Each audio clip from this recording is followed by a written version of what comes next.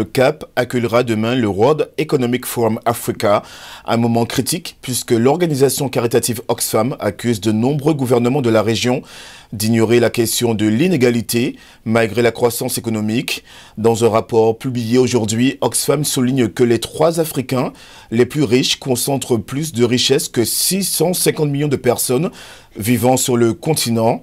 Oxfam tire la sonnette d'alarme, à savoir que les inégalités grandissantes constituent un obstacle à la lutte contre la pauvreté en Afrique. Pour la directrice générale de Oxfam International, l'Afrique est prête pour l'émergence, mais seulement si ses leaders se donnaient le courage pour promouvoir des politiques économiques plus humaines qui profitent à tous et non pas seulement à quelques super riches.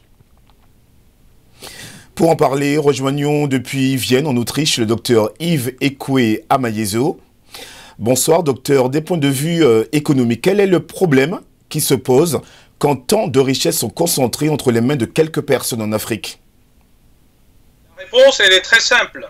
Vous avez un système économique qui est en place depuis des années, des décennies, et qui produit ce résultat qui concentre les richesses, les revenus et bien sûr les capacités de consommation dans les mains d'un groupe qu'on appelle nous une oligarchie.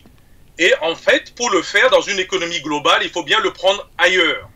Et donc, ça donne une propension à mettre cette richesse vers le haut, donc ce que vous avez indiqué et qui concentre cette richesse justement, et puis les autres qui bien sûr en pâtissent.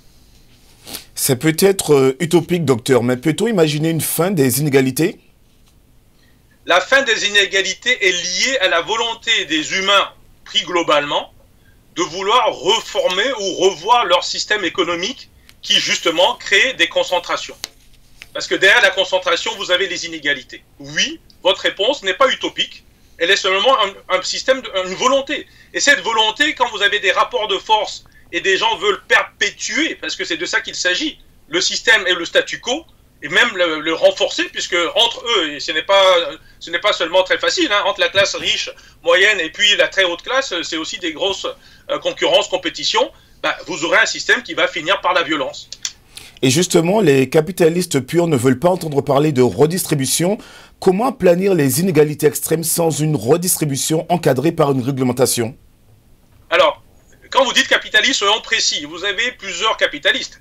Vous avez des gens, Ford, il était un capitaliste, mais il mettait du crédit à ses employés et il leur disait même d'acheter ses propres voitures. Donc attention, il y a un capitaliste qui ne cherche pas en fait à redistribuer, mais à faire fonctionner l'économie, à faire tourner l'économie.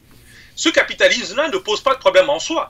Nous avons affaire maintenant à des excès dans le système capitaliste. Le système capitaliste a besoin de régulation.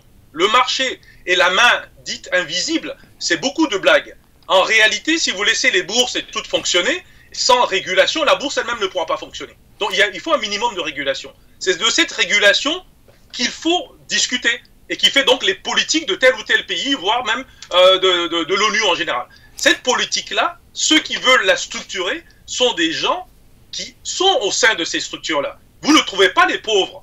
Donc du coup, ceux qui subissent et qui pâtissent ne sont pas à la table de négociation et de discussion. Et donc, par définition, ils n'ont pas droit au chapitre.